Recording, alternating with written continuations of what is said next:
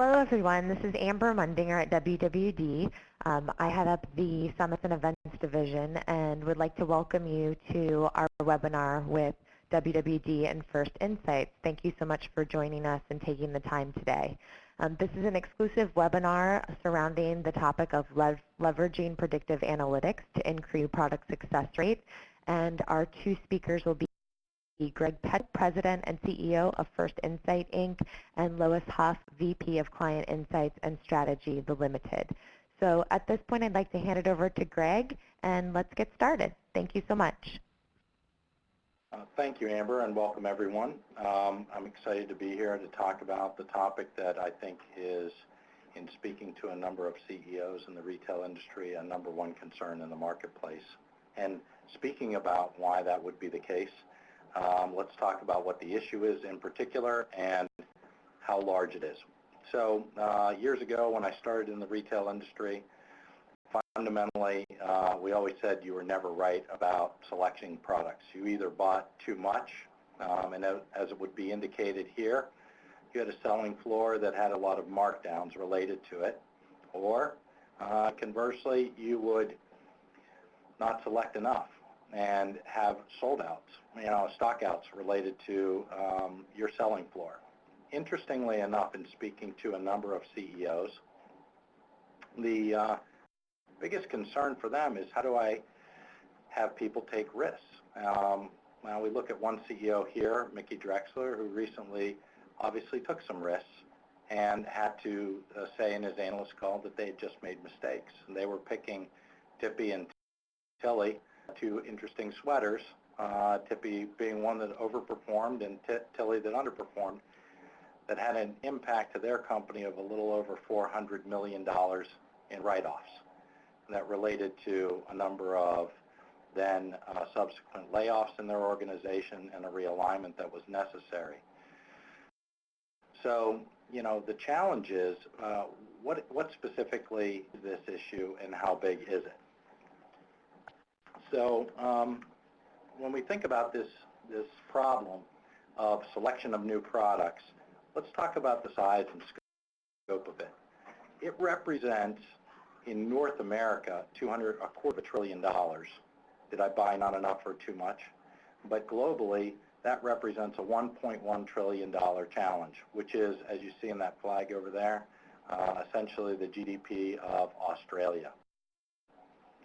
Curiously enough, IHL, an industry analyst group, has said the potential for retailers to increase sales, comp store sales, without growing their business by adding stores or other categories is as much as 7.5%.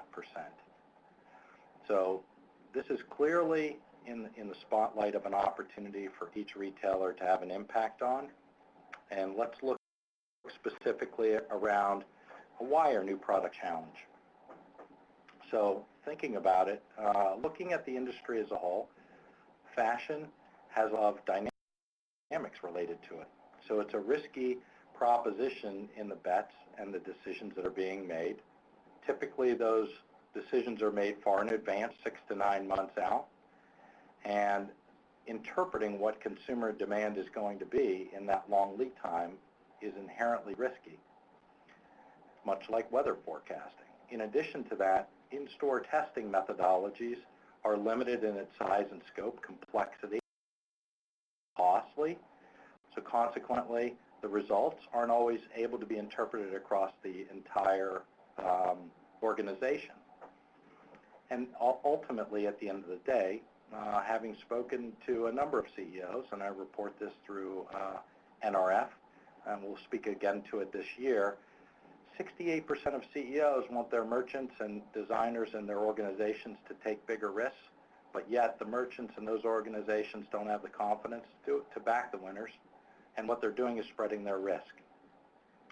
So here's part of how we solve that problem, right? Listening to your customers. And this is not a new idea conceptually. When I started in the industry as a merchant, I would actually walk to the selling floor and talk to my consumer. The reality is that 16-store chain I started at grew to 80 quickly and now is part of an 800-store chain. And that complete capability of customer intimacy was lost in that scale. So we'll talk about that in a minute and how you scale the capacity to understand and listen to your customer correctly. But the concept is inherently something we all know is something good, which is engaging and listening to the consumer. Let's spend a minute on a game show that we all may be familiar with of Who Wants to Be a Millionaire. As you may recall, there were 3 lifelines, 50-50, phone a friend or call the expert or poll the audience. And during that process, you know, questions got inherently more and more challenging as you went up the scale. And many people believed that phoning the expert was the best answer, but in reality, even as the complexity of the questions increased, it was polling the audience to get information. Surprisingly enough, the tenet of the wisdom of crowds that really drove that particular result is diverse, decentralized, and independent data with a means to collect it. And as you may recall, everybody hit a little button on their seat. We'll talk about the concept of the wisdom of crowds as it relates to First Insight, because we're taking it to the next level, and we'll spend a minute on that. So there are 5 steps to what we call creating an insight to address the issue of introducing new products. The first is you want to set an objective. Second is select items, engage consumers, apply analytics, and gain an insight. When you set an objective, you're defining what you're trying to determine. Let's say you're in a line review and you have 20 samples that you need to cull down and determine which ones you're going to actually bring into your assortment. You may be looking at buy quantities or which products should be marketed to what subsegment. Well, Lois, I think, will speak to some of the challenges that they faced at the Limited. But the essence is there are many different objectives that you can set in creating an insight. The next step would be you actually collect the items that you want to test. Digital images, some costing information, and you would place it into the system.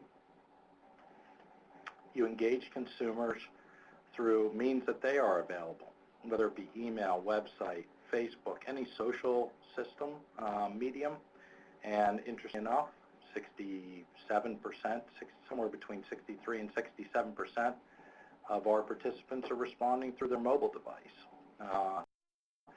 So we collect the information from consumers, and we do it through a number of means we call customer engagements. Those customer engagements can be as simple as what would they pay, as you see here, where there's a view of some images of the products, as well as the collection of 3 pieces of data, open field comments, how they feel the market will price the item, and then ultimately, do they love it or like it, right? Now, to that point, while we're collecting the data from these individuals, we're trying to identifying specific individuals within those crowds who are very good at predicting that category and its performance. So think of it as you have a diverse, decentralized, and independent set of data, much like you have in Who Wants to Be a Millionaire. But within that crowd, you have these 4 individuals, and Ralph Lauren, Giorgio Armani, Tommy, and Michael Kors.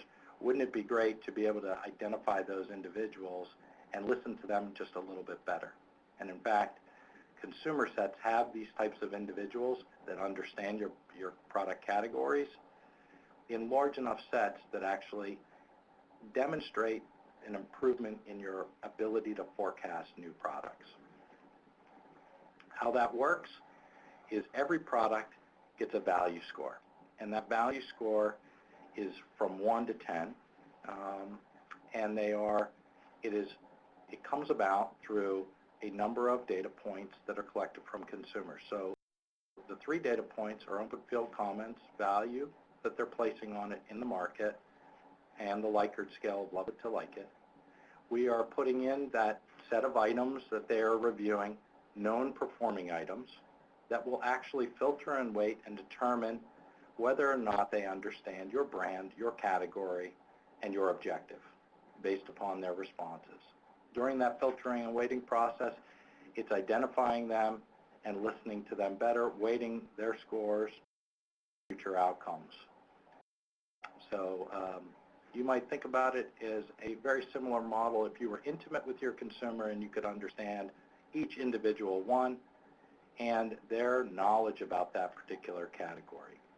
It's also similar to what Google does with PageLink.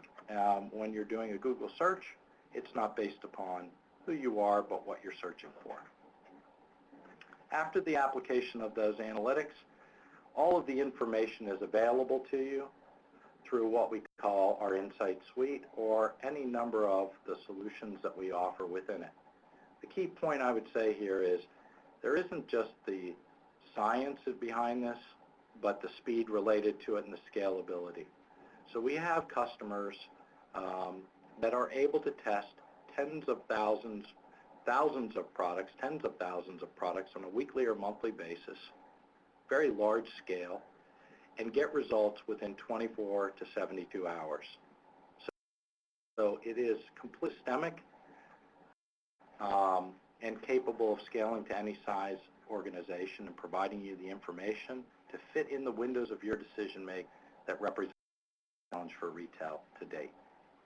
That Insight Suite platform, as I mentioned, addresses 4 functional areas: product selection, design and selection, pricing and promotion, buy depth, and targeted marketing.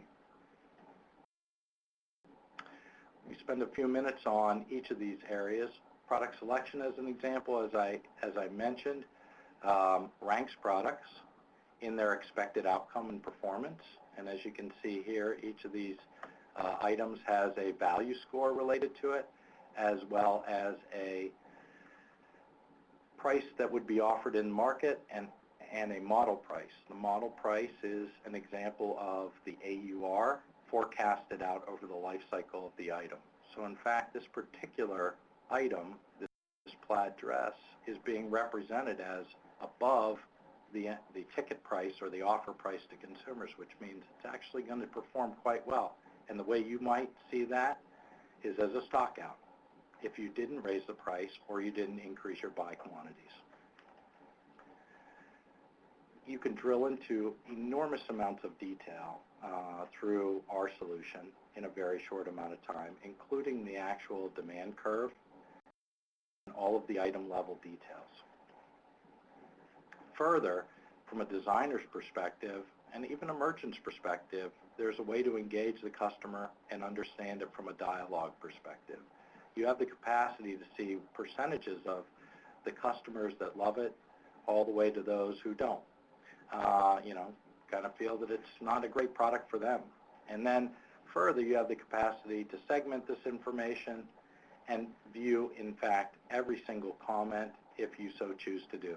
Why is this important? The design organization may look at it and understand embellishments that they want to change, or other design components. We have customers who have done a lot of testing to change colorizations, fabrications, features, and related to the product. On the pricing side, which is the second component, as I mentioned, we have the ability to identify what the actual demand is. In fact, Gartner is the world's leading analyst firm for technology companies, has said we are the only company that's created an elasticity curve without history.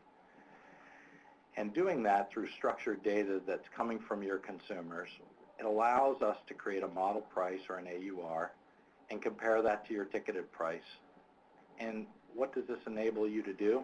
It enables you to set where you might want to move the initial ticket price to have sell-through, increase your buy quantities, or see demand at alternative ticket prices in a what-if scenario. That elasticity curve would actually, and is drawn out through the solution, which allows you to see the consumption, the proportional consumption of demand, meaning what your sell-throughs will be at various price points that you set them at. How is that valuable is obviously in understanding how the product will resonate, not just with the overall market, but you can then take it to another level. And many of our customers are looking at it from targeted segmentations. So let me spend a minute on that. You could imagine if you had a current customer who was aging, or perhaps was not quite in your sweet spot further where you saw your brand, and a targeted consumer, perhaps a millennial group. And what you would do is you'd take a test, an insight around both sets of customer segments and try to determine the products that are actually going to resonate with both customer segments. This will allow you to migrate your business and your product offering to your new customer set without firing your existing customer base, as we saw in some of our fellow retailers vis-a-vis JCPenney's, and trying to not simply walk away from them, but maintain them while migrating your customer to your product to another customer set. This can be demonstrated and viewed through what we call a heat map, which allows you to visualize by segment, by attribute, by product category and grouping, however you'd like to configure that, so that you can view the product set. Imagine you may have two personas, an authentic athlete and a soccer mom, and what product categories are going to what products and categories are going to resonate with each of those. It will allow you to make forward-looking decisions on how you want to support your customer. As I up here, I want you to think about 5 value drivers for First Insight related to this decision. As you heard, it's a big problem.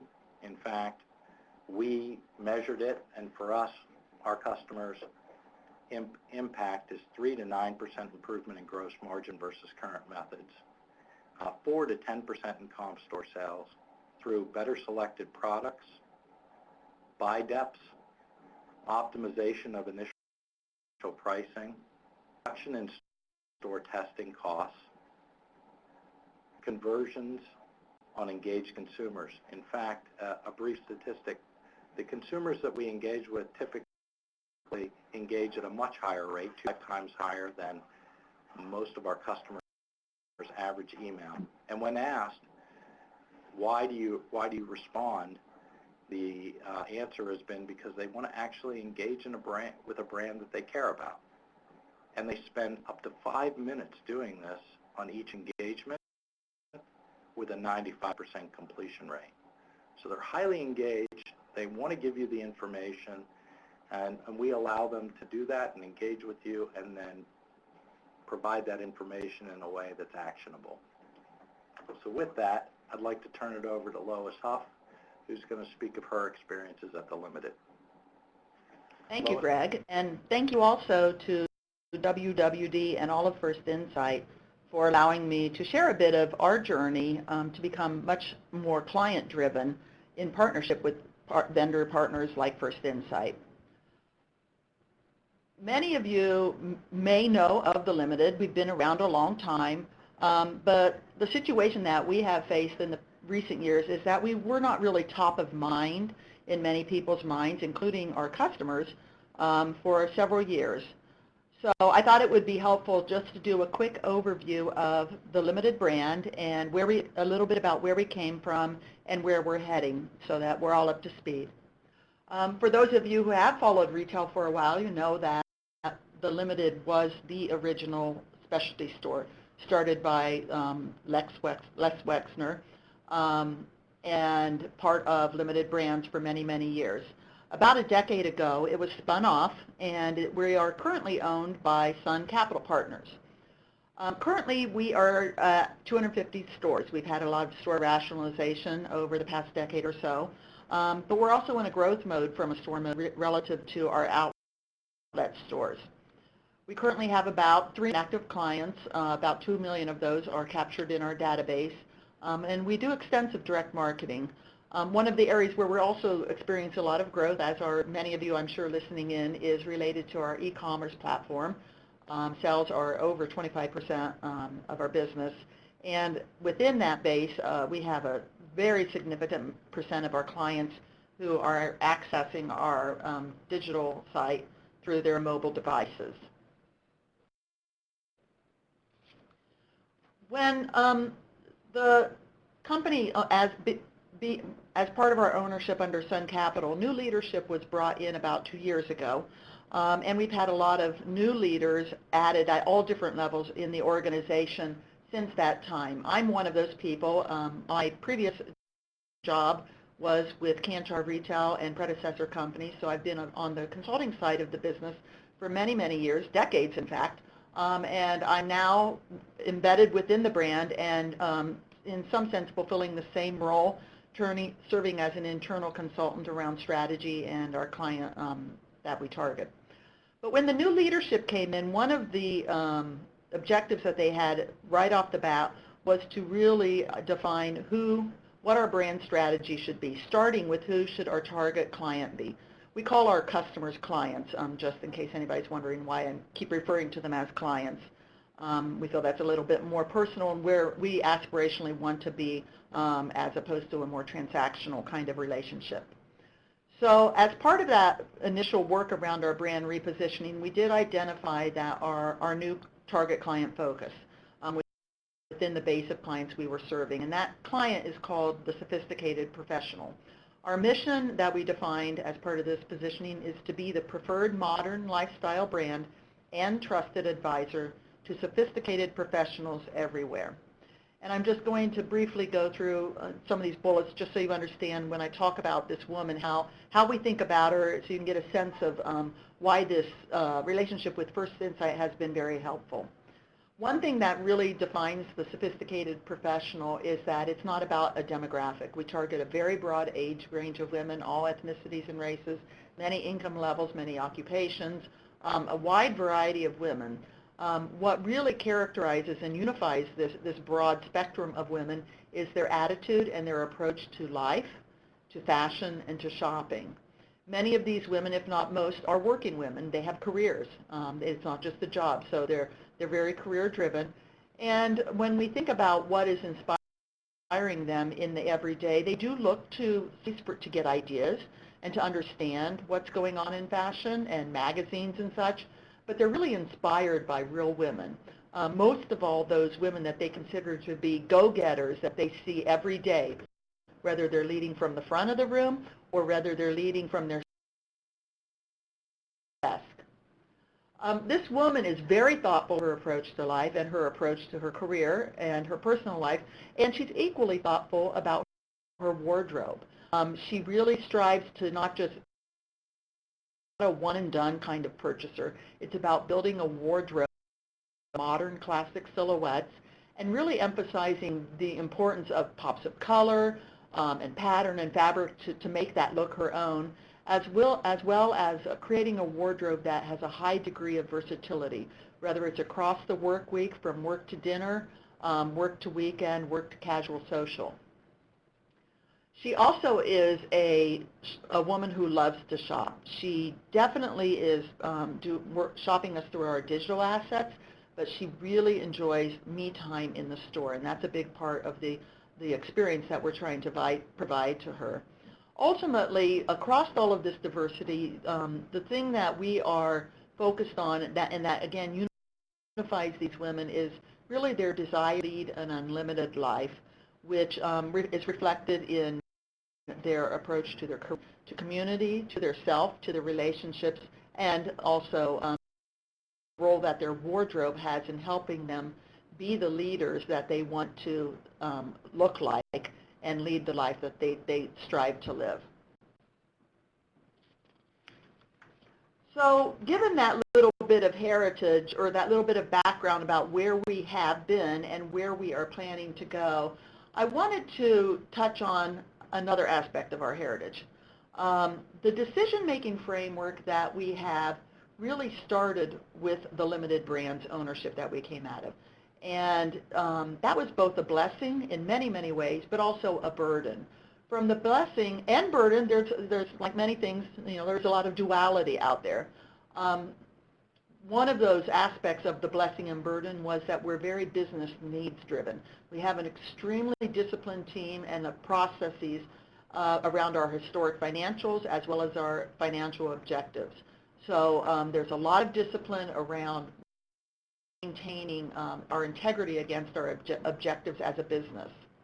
We also are very design and product driven. If you know anything about the history of the Limited and what Les accomplished as a pioneer in specialty store and chain retailing, the Limited essentially invented the concept of key item drivers. So product really was king. The client was important, but there's this very strong heritage around being very design and product driven. But those are really, in many respects, two legs of a stool that should at least have three legs. And that third leg of the stool for the brand was, what does the client really want? A lot of people ask this in their organizations, what does the client want? And it was asked here as well. But the problem was the feedback around the client was often opinions about what the client wanted, but these were not facts. They were just opinions. And when you are basing decisions on opinions, we all know sometimes the squeaky wheel or the one with the more power or the one with the stronger voice might be the one whose opinion dominates, and it might indeed not be the right opinion from the perspective of what the client truly wants. So one of the things that we have done is really try to reframe our entire approach to our product. We have an actual process that we've undergone as an organization that we call Concept to Client, that is taking how product is designed, developed, delivered to our client and upending it and rethinking everything so that we truly are client-driven. As part of that, we really developed a new product decision-making framework that brought more balance to this wobbly stool that we had by adding not just an additional stool, but an additional leg to the stool, but two additional legs. We certainly still have business needs, and we certainly have strength there, and we need to meet our business objectives. We also have design needs and product needs that we need to fulfill. And those are factors and considerations. But what we have layered onto those two legs of the stool is a stool around brand, in terms of the brand platform that we've newly developed and are rolling out and activating and bringing to life across all aspects of our business, internal and external, as well as our client values. One of the things that the new leadership did, in addition to coming up with a new brand strategy, was to define the new values for the company. And we have 5 values that are known and adhered to and repeated frequently across the business. The very first value we have is we are client first.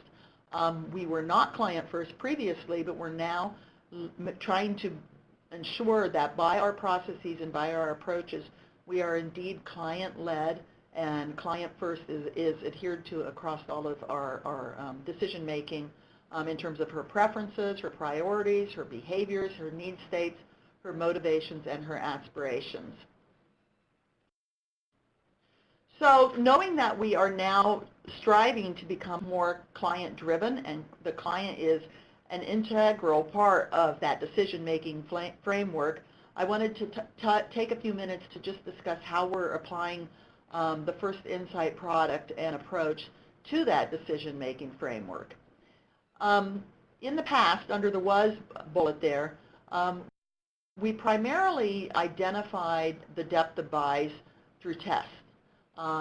We would do current season tests that would replicate future seasons with the goal of identifying which of these products are real winners that we can then roll out in a deeper buy level, maybe even convert to key items in future seasons.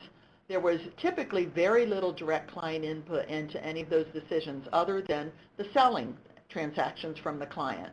But as we all know, you sell what you have. So history is not a great predictor. It can be a predictor of what she is buying, but it is not a predictor of what she necessarily wants or needs. So we were very light on that side. If we did have input, it might have been from the client directly. It might have been around qualitative focus groups where there might be product previews and such, and we'd get feedback on that. So small numbers of people giving us feedback at a very high cost per person, to be honest, around $1 million decisions. A little bit shaky ground to be sitting on. Now what we're able to do with the First Insight product around our depth of buy is really have a much more robust set of statistically valid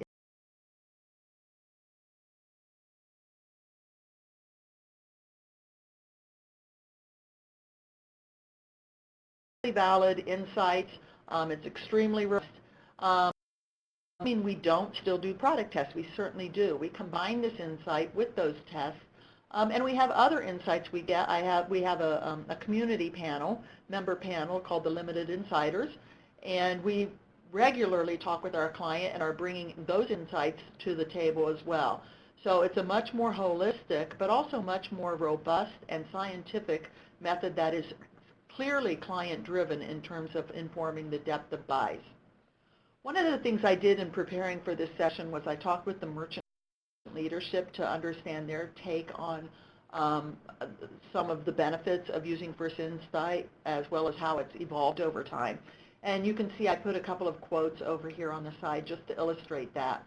So one quote, again, speaks to the speed to market. It used to take me several weeks to understand if an item was successful in a test. And now I can get that same information in a matter of 2 weeks from start to finish.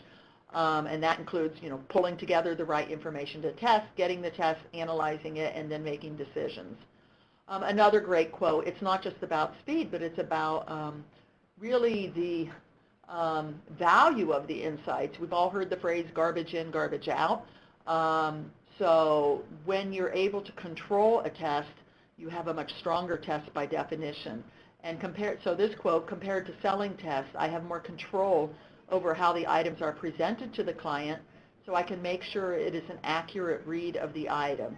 And this is very important when you do a store-based selling test or online. There's not a lot of control, particularly in a store situation. There's a lot of factors that you can't control, and that could sway the experience of the client and the actual conversion around product, which influences your decisions, again, with faulty inputs as opposed to a more controlled scenario.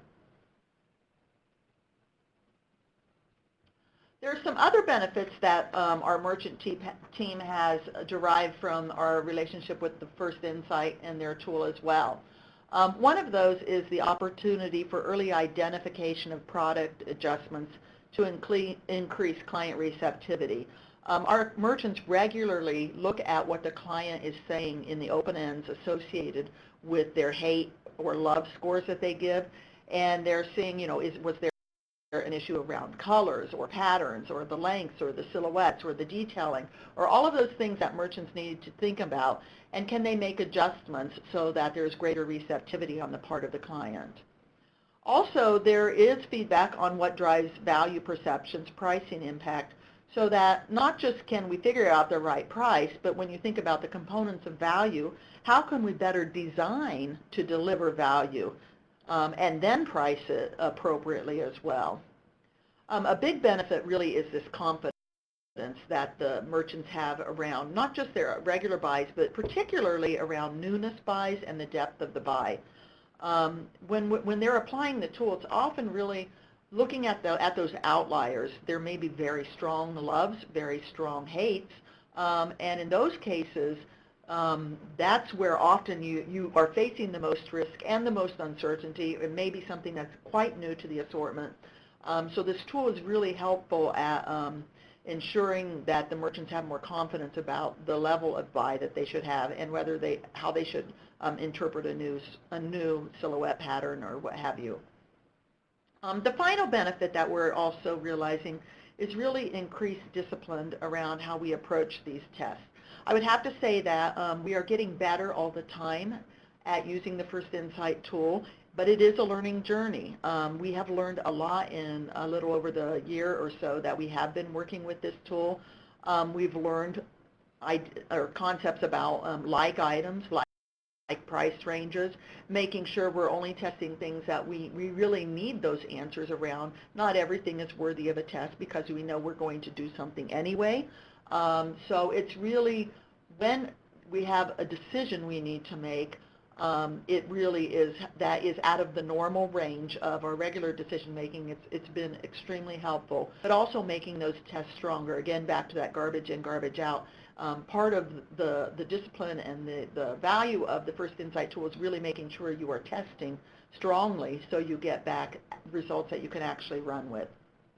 Again, some quotes around this. It helps us either validate what we believe, giving us confidence to make the right decision, or it motivates us to revisit what we believe and think about it differently so we can do our best for the client and the business.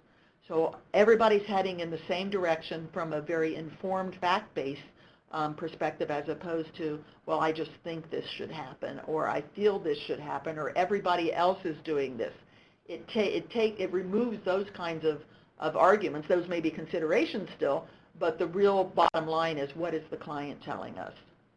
The insights give us a lot more confidence in the depth of the buy. The more we've gotten to understand and tailor the tool to our needs, the more confident we've become with applying the insights. So the learning journey isn't just about how we can better do that, but learning how to use it, how to build the confidence, where to use it, and we're definitely making a lot of progress as we work to make this a tool that's really extremely valuable in our desire to be client-led. But building on that point of it being a journey, we know we have a long way to go with this tool. There are things that we are really under leveraging in the tool, but we're on a journey where you walk before you run. We're hopefully walking fast, and then we'll run fast as well, but you have to get those fundamentals in place before you move to the next step. So one of the things we're starting to focus on more now is, instead of just doing cost-based type pricing, start to use and promotions that really reflect what's happening out there in the market, as well as our financial goals. Really see how we can apply the First Insight tool around our pricing and promotion strategy and approach. So one of the things Greg mentioned was the model price and elements of the value score. We don't necessarily apply that as well as we know we don't apply that as well as we could, and we're working to try to better understand how we could apply that and where we might have wiggle room to improve our margins, and also to align better with our clients' expectations. We're also in the process of testing the new platform that First Insight has, Insight Targeting, or I saw it referred to as Insight Marketing, so that we can better align our clients' preferences for product with the promotions and marketing approaches that we're using with her. This is still in the test stage, TBD, but again, this is a journey. And what we've found is that the more we embrace the tool and the various components of it, the more we learn about it, the more we apply it in a very iterative process. Innovation today isn't about big, bold light bulb changes. It's really about iterative changes, test, retest, retest. This is an extremely flexible tool to allow us to do that and to really move toward where we want to be as a brand. So at this point, I'm going to turn it back over to Greg to cover some of the ways that First Insights has been applied to New York Fashion Week. Thank you, Lois. And so as Lois said, our primary business model is working with brands and companies like The Limited, and having done that now for a number of years and having a number of retailers, it became natural, I think, relationship for WWD and First Insight to engage with one another around Fashion Week, to understand from a consumer's perspective, not just an editorial perspective or an expert's perspective, of what the consumers thought of the runway. And this was done for the first time ever, where a consumer, point of view was brought to the runway in February of 2015 of this year. And during that, we tested over 300 items across 20 brands while they were still on the runway. We collected more, very close to 3 million data points in less than 48 hours. And, some of the learnings from that were published by WWD. Mention one example here, which is Jason Wu and Rebecca Minkoff brands, where the consumer base of a lower income level was actually willing to pay more for those products in certain categories and certain styles. It's this type of information that can be called out of our platform and rendered in, as Lois mentioned, in actionable ways that a brand or a company can act upon them. Another example happened in Milan during Fashion Week recently in the menswear line. 250 items were tested across 15 brands, and nearly 500,000 data points in the same time frame were run. And one of the interesting findings that Fashionista posted was that men are willing to pay 30% more than women for the exact same product. Curiously interesting from the perspective of if a woman were shopping for a man, all right, or if they were shopping together, what does that actually do to the pricing structure? Further, we found premiums that could be placed on specific categories, whether it be leather, long coats, overcoats, or casual jackets. You can see there's a large disparity. And it went down to attributable level, and we don't mention it here, but there were comments and findings around belting for men's jackets, and it not actually resonating with the consumer base. In the footwear area, we presented this at the Footwear CEO Summit back in May. 70 brands, again, right off the runway, 12 categories, 500,000 data points. And what we found was, one interesting point was in toe types. Closed pointy toes were actually resonating nearly 2-to-1 to open or closed square on the products that we tested across every single brand. These are design features that could be iteratively made or discussed, or maybe the products are brought to market, but yet your assortment and the amount of your assortment related to what's going to resonate in market.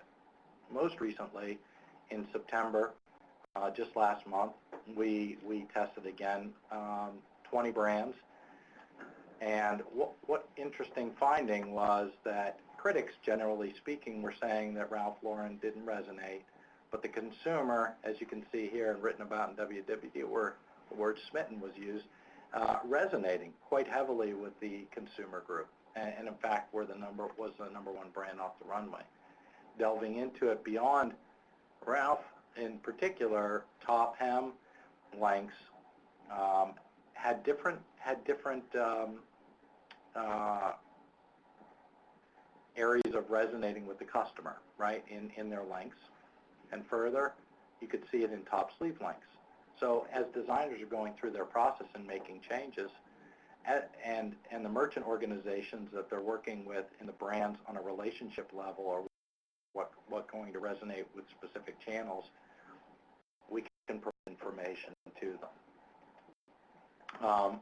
So I'd like to thank you at this time. I think we're going to turn it over to Amber, who will help us with any questions that anyone might have in the time we have available.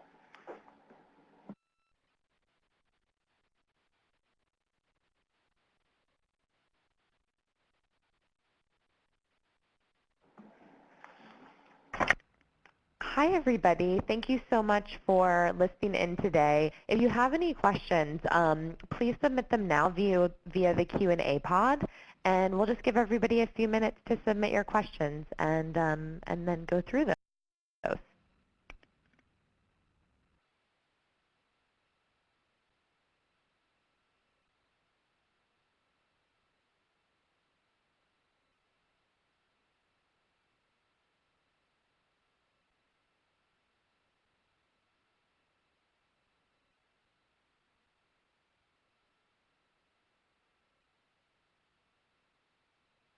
You can also just submit via the chat window as well, and we will look at them through that window as well. So I have the first question is to Greg and Lois, to you guys. How does the customer know in advance what they want? Okay, well, I think I'll take the first crack at that. Of course, I'm sure Lois has a point of view as well, but I think the consumer has always had a point of view if you show them the product offering that they have available to them to interpret how it's going to resonate for them and their group. So I think that understanding has always been there. The interesting thing is interpreting it for each particular brand. And so I don't know that the issue is that the customer doesn't know what they want. It's how specifically do you take that information and put it in a way that is easily digestible for the merchants and the planning organization to make decisions that they can act upon. And I think up until this point, that's been the challenge. I'll turn it over to Lois at this point. Sure. One of the things that, it's always hard for people to predict the future, right? And our clients are no different than anybody else. So when we are looking at newness or things that might be a little bit more trend reliant than, say, an everyday dress work pant or something like that, it's important that we have items that reflect that same degree of newness. So this whole concept of apples to apples is extremely important in having accurate testing.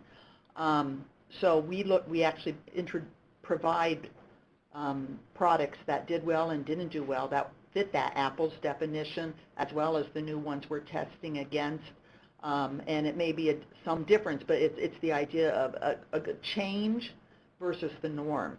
So it could apply to new, it could apply to if there's something that's a very fashion-driven item versus something that might be a more part of what you might call the classic elements of the assortment or the everyday work needs, something like that. Apples to apples is extremely important in getting a read that is truly valid and helpful to the merchants. Thank you both. The next question is for Greg. Who are you polling, and what is the base, and how do you poll? Yeah, so we actually engage consumers in what we categorize as customer engagements or gaming technology. It allows them to provide information to the companies in a way that is more interesting and enjoyable for them. That's the methodology, and there are a number of ways. As we said, what would they pay? We have other social games as well. Who we collect the information is really dependent upon the objective of the organization. So we have organizations that are doing this in early design phases where it may be better to collect to push the information out to just their internal organization through their stores. And in fact, we have a number of companies that are testing within their stores associates, because it's a diverse, decentralized, and independent group of individuals. That can also then go out to their customer base, as Lois mentioned, a number of customers at large. And then we have partnerships that go beyond that, their own customer bases. So it can be done then socially or via partnership with email providers that we have and sub-segmentations that have information that they may want. And the answer is, you can think of it as concentric circles, starting with the organization, leading out to the public at large. It really is dependent upon, what the objective of the organization is. Wonderful, thank you. The next question is for Lois. Are merchants and designers getting better at the jobs working with First Insights, and does First Insights improve merchant intuition? What's your perspective? Absolutely. As I mentioned, it's a learning journey, not just in terms of how we apply the tool, but in terms of really getting the merchants to think about how the tool should be applied and what they've learned from the tool, as well as the full breadth of client insights that we're bringing to the table through other methods as well. I would say that at first there is a natural skepticism. It's new. It's not necessarily something that is, and it couldn't even be seen as threatening, right? Merchants historically were brought up and trained to do certain things, and thinking about the client is not always intuitive or ingrained in their approach. But the more that the organization has emphasized this idea of being client-driven, client-led, the more the culture speak, for lack of a better word, becomes talking about the sophisticated professionals. This is what sophisticated professional said. This is what she likes. When there are tough decisions to make, you're going to consider all those other things like the needs of the business and the design issues and the brand issues, but sometimes what the client says could be the tiebreaker. It certainly needs to be part of the mix. So I think that it's not that we're only client-driven, and it's not that we're only using First Insight, but it's a valuable part of reinforcing our overall objective, and all of those elements of that framework are moving in the same direction. The more you do that, the more merchants learn and understand the role of each of those elements, the more they are able to intuitively assess what they think will happen, which is why we've actually started reducing the number of items that we test, because we've learned a lot and there's no need to keep repeating the wheel. So let's really use it where it's going to add a lot of value. So I would definitely say it's been a big factor in helping our merchants confidently approach the business. I know that First Insight has also done some correlation analysis to show us some of the impact that it has had on the business, and that's really important when you actually see, those kinds of strong relationships between what she has said and what has actually happened in the business. That's also a reinforcing factor. Wonderful. Thank you for that. The next question is for Greg. What is the predictive accuracy? Is it better on prints versus solids? Yeah. Well, I can tell you that the predictive accuracy, when we look at it from a customer's perspective, or our customers, which is a retailer's perspective, we're able to improve from where they currently are today 50 to 100%. In fact, Beryl Raff, who is the CEO of Helzberg Diamonds, has said that we doubled their hit rate in bringing new products to market. And our objective here is to first identify a benchmark within that company. In fact, we're an organization that has, the only organization that has benchmarks related to the actual performance by category, and can show organizations where they're starting, what their success rate is today, and as I said, the predicted outcome relates to a 50 to 100% improvement in that accuracy of bringing those products to market. And further, to answer your questions on prints and solids, I think we've seen it across not just the patterns, prints, and colorizations or attributes of individual products.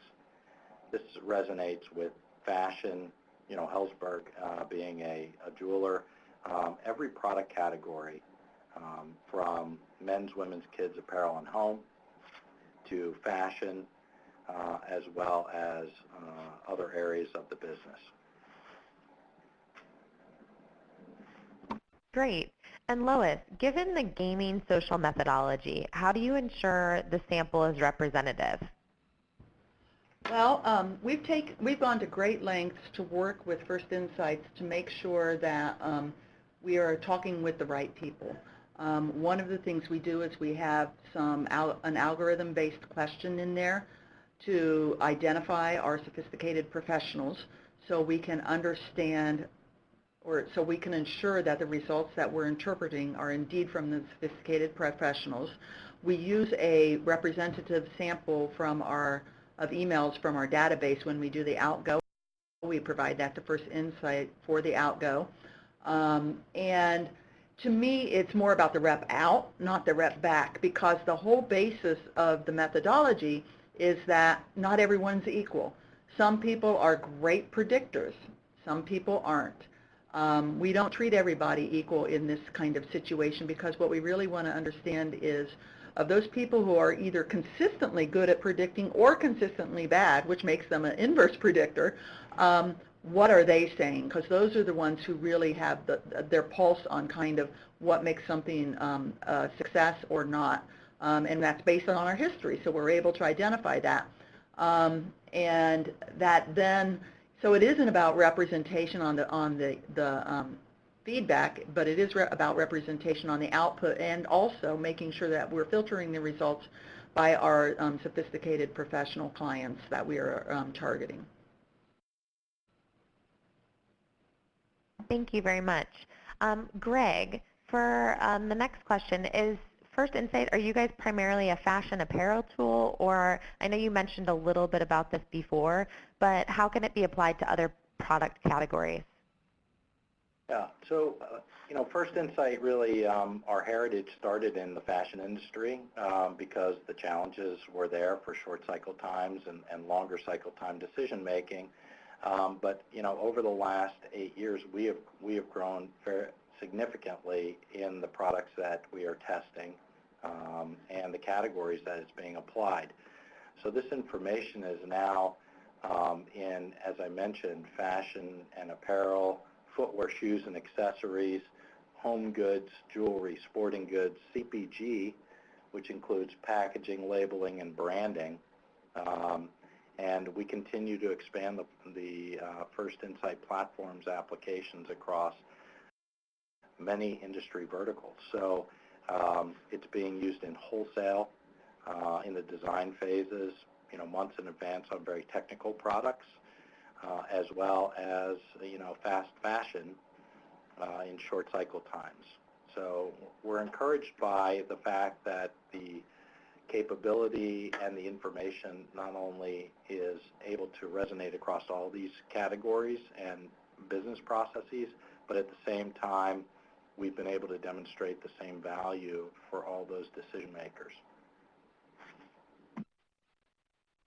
Now, your quote on creating elasticity curves without history, that's a question I got that is, or a statement really, that's intriguing. Can you provide more insight into exactly how you approach that? Sure. So, all planning systems, revenue optimization solutions, or, information that has been drawn to date really is using historical data points or substituting history of like items performance in interpreting its performance on elasticity. So an elasticity curve is, the proportional consumption of inventory quantity, change in quantity over change in price, all right? How much am I going to sell at various price points in sensitivity analysis? And typically, all companies to date have been doing substitution of history. This item is going to perform like this item, or a similar item or some other form of replacing that information. What we've done is we've actually created that first elasticity curve by structuring the data from consumers themselves, meaning those inputs that we described earlier on in the presentation of pricing as well as value go into actually structuring the elasticity curve itself and the demand curves, which are not based upon historical performance, but on a predicted outcome of how that product is going to perform. And therefore, it's vastly unique and different than the models that have been created to date. And I found it curious, as Lois mentioned, there's a strong correlation to its outcome. So there's lots of organizations that are, supposing here's the way an item will perform. We actually marry that up to the sales data and demonstrate to our customers how that actually played out. And as Lois said, we're able to do it with a high degree of accuracy. Great, thank you. And we are getting really close to time, so I have one more question. Lois, this is for you. How does the data collected fit into your planning timeline for approval? Well, there's really two kinds of sets of data that we gather through First Insight. One is part of our regular planning, our concept to client process that I talked about.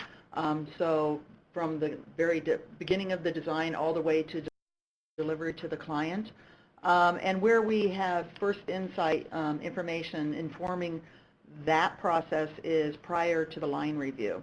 So the buy decisions have not yet been made. It's a line review. They've gotten the client insights as part of their in their toolkit from the First Insight process to allow them to inform some of the decisions that happen during that review process. We also do a lot of what I call one-offs around particular categories where we may need to make a decision, but we don't feel we have good insights, or we may be making a change and we don't feel we have good client insights around that. So we've done a lot, recently started, and this is again part of that learning journey as our merchant team has gotten more comfortable with the tool, understand the role it plays, understand how it can best be applied. They're starting to step out of just the planning process, the concept to client process, and do other kind of one-off tests where it is warranted. So we've done tests around things like shorts or sweaters or different accessories categories where we had some decisions we need to make. We have history. We know what maybe our competitors are doing or planning to do, but what we don't really understand is how the client feels and how the client's going to respond.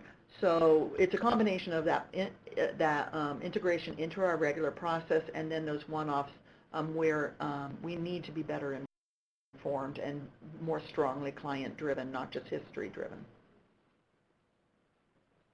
Well, thank you both so much.